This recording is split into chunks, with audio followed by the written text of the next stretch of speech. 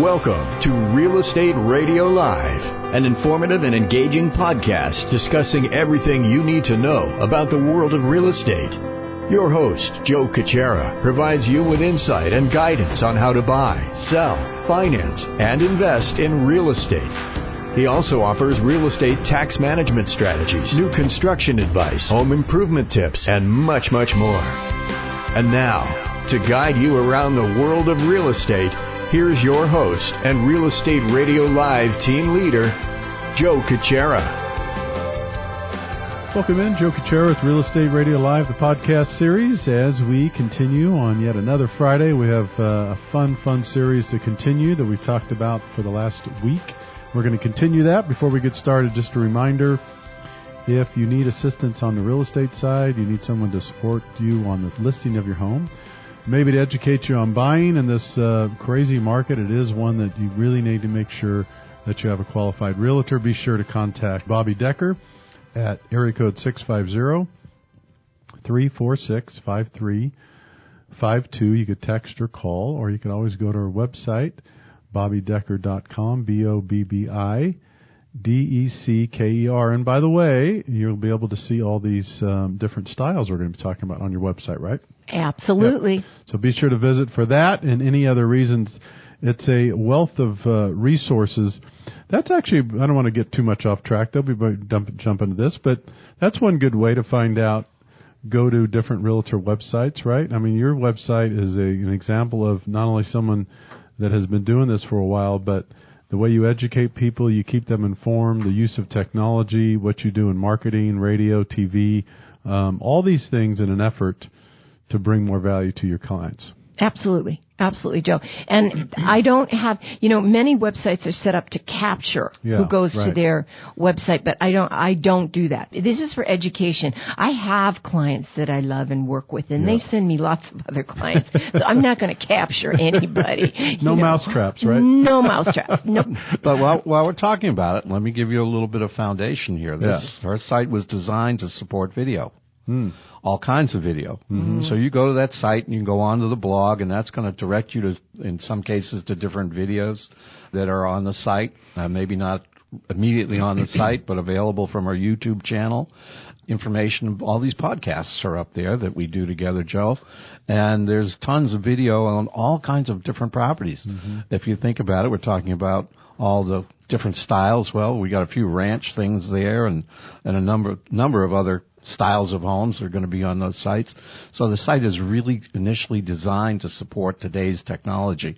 That's not true of a lot of sites out there in the real estate world. Very good point. All right, let's launch into our series. Yet again, we're talking about the residential building styles of the United States. We started this last week. We're going to have a series of different shows talking about highlighting this. Our last program covered some of the specific Western and East Coast styles. Now we are going to move more into styles around the nation. That's right, nation around the nation. Bobbi, with one of those covering, actually, which one will you be covering today? What are we going to do? Well, we're going to start out with contemporary, then craftsman, then Dutch Colonial, Georgian Colonial. I feel like I'm in that dog show. Federal Colonial. That's funny. That Westminster dog show where they go. And we have this collie and that collie and the other collie. And if there's more time, we'll put a few others in. Okay. So, Buddy, give us a start. All right. So I mentioned in the last show I had colonial to talk about, and I said there's a variety of those styles. Right. Bobbi just mentioned 3 of them in a row. So don't get bored with colonial because they've got more variety than you can possibly imagine. But I'm going to start with contemporary. So some folks consider contemporary and modern architecture to be essentially the same. There's a however. Contemporary refers to today's building styles, which can vary in design and appearance. Both styles are similar in that they look to kind of connect the indoors and the outdoors. But contemporary homes tend to emphasize the energy efficiency. That's what we're hearing more and more and more about, the green builders, right? So they use sustainable materials, lots of natural light, and use of recycled, non-toxic materials. You know, the use of natural light just takes us back to the Eichlers we talked about in the last program, too. That was one of his central pieces in his design architecture. So Bobbi said it earlier when we were off the air. You know, history does repeat itself, doesn't it? It really does. It really does. They call, what is it, mid-century modern now. That's what everyone's looking for. And I go, oh, you mean a 1950s house? So we were back in the West Coast again. So, Joe, we've got something else very common in the Bay Area. The good old Craftsman. Yeah, right? This is one you see quite a bit. Seems to be one of the fan favorites. Bungalow and Craftsman-style homes were born out of the arts and crafts movement, actually. The emphasis is on natural materials, wood, stone and brick. The wide front porches and low-pitched roofs are typical. The interior's open floor plans, features built-in furniture, typically big fireplaces, and exposed beams. I'll say for me, one of the things that attaches, or I should say attracts my eye right away is just I'm a big porch fan. So when you see that exterior porch or the wraparound porch, to me is even more that's a dream home for me, to be able to have a place where you could have that wraparound porch and enjoy those views. But that aesthetically, that's a wonderful look. So I have to have a little fun with a big fireplace issue. Bobbi's just closing on a home that had a fireplace in the garage. What? Fireplace in the garage. Really? Let's see. There's a little gasoline. There's a little oil. And you've got a fireplace in the garage. It never did get explained to me completely, so I just kind of let it go. I've learned in 35 years, Joe, you kind of just roll along. So was that added to the square footage on the listing? No.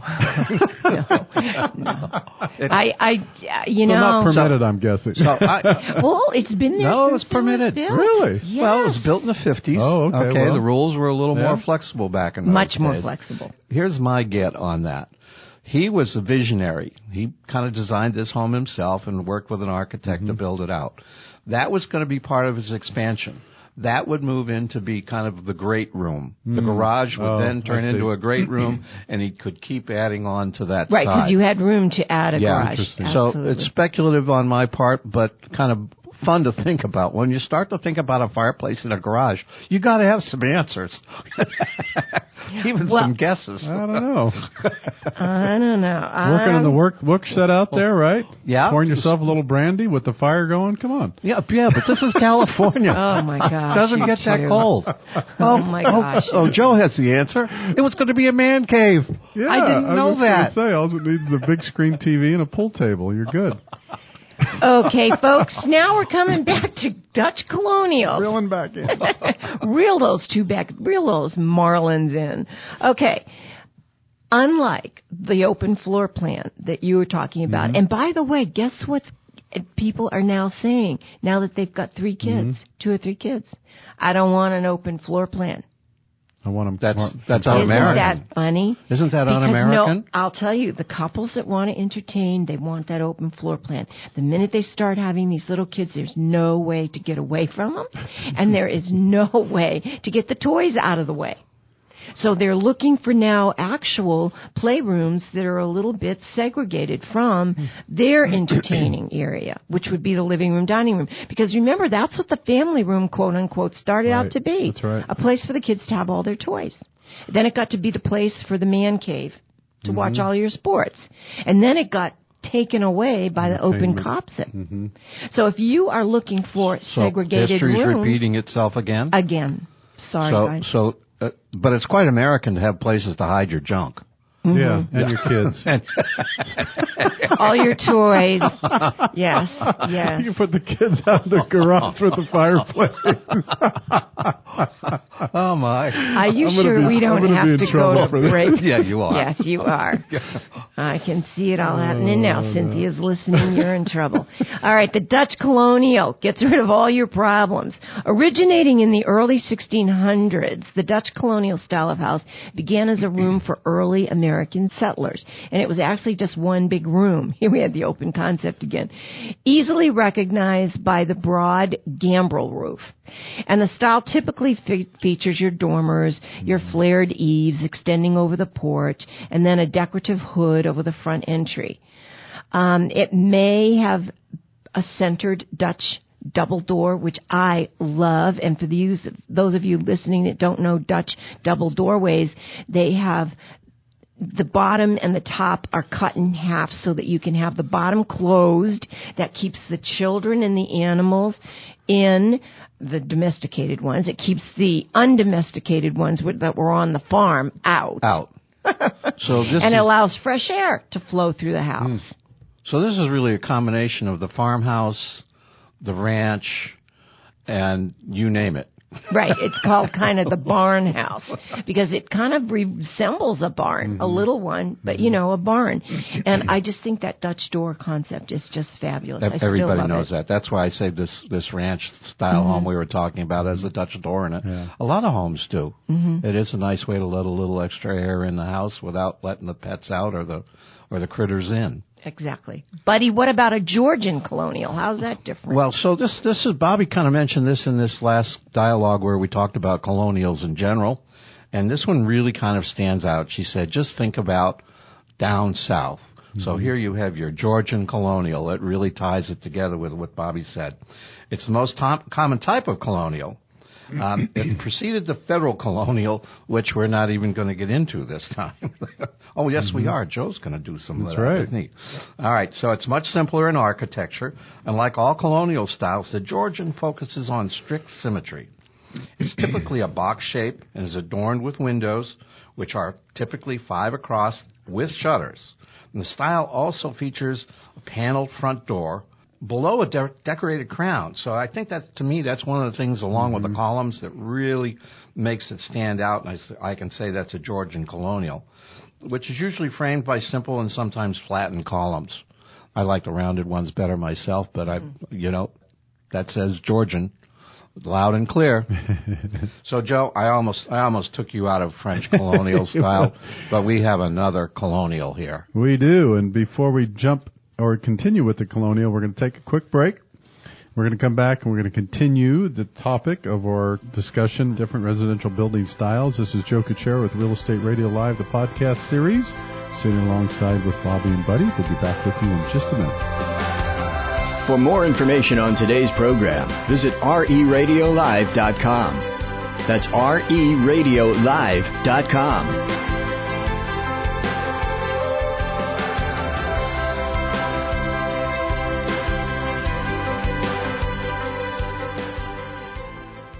Bobbi Decker is a recognized veteran of the real estate industry with 30 years of assisting clients to buy and sell property.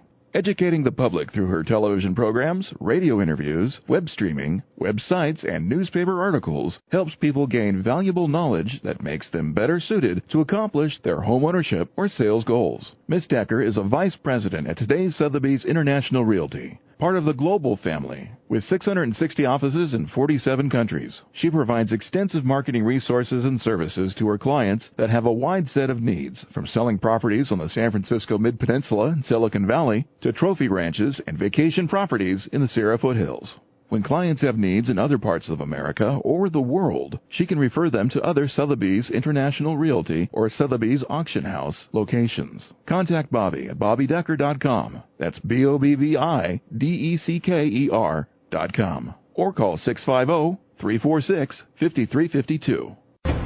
Welcome back to Real Estate Radio Live. For more information on today's topic or guests, just visit reradiolive.com.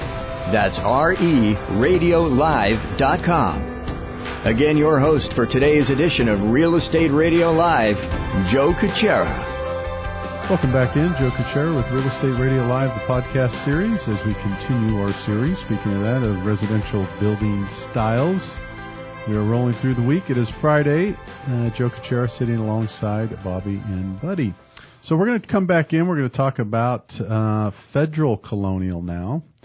And the Federal Colonial style, also known as the Adams style, interesting, is modeled after Roman classicism, similar to the Georgian Colonial style. Federal Colonial style differs with the addition of the wings off each side of the original box shape and tends to have more decorative embellishments, obviously, that I should say that other than colonial styles. So that's a little bit different. The Federal style homes are most often made of brick.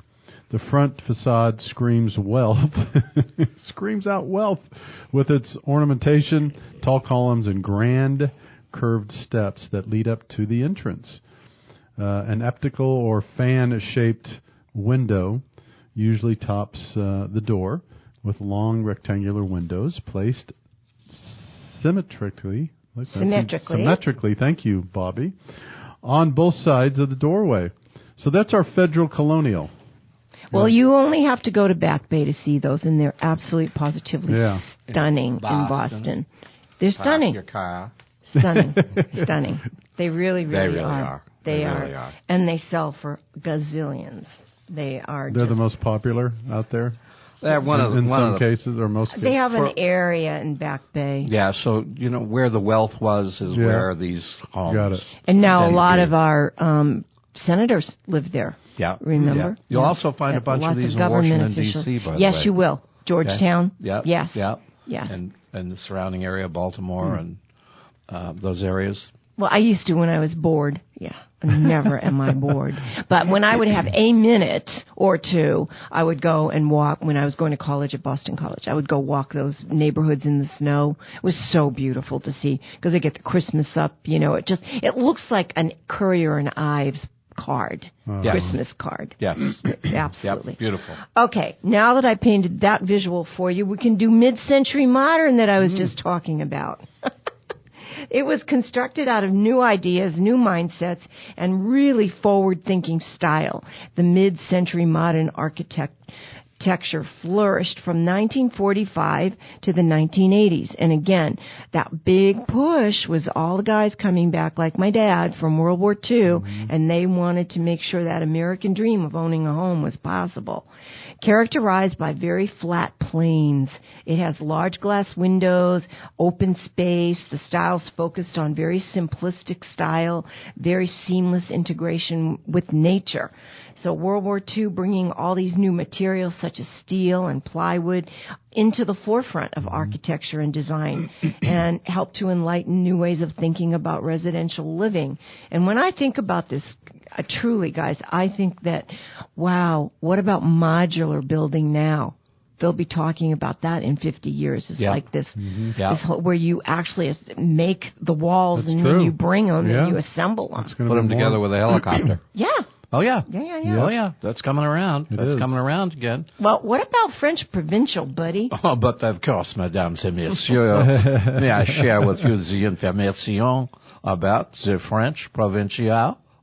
Now, this is inspired by the states of the French countryside. And Bobby mentioned about after World War I, when some of the troops came home and they saw these French countryside homes, it started to bring back that decorative appeal and romantic touches.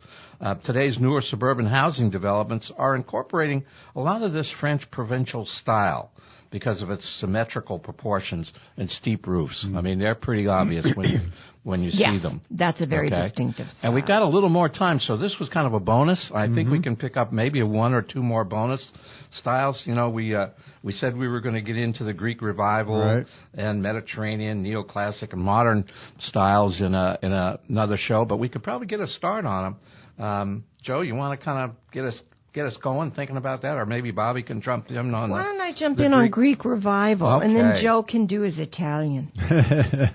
All right. Inspired by Greek architecture and democracy, the Greek revival style flourished in America from the 1830s to the 1940s. Very tall columns and pediments. You've got painted plaster exteriors. You've got horizontal transoms. You've got symmetrical shapes, bold moldings, and embellishments. These are all keys to this style of the Greek revival. It's very large, imposing. This home style is commonly found on very large estates, and it can be on historic plantations, believe it or not.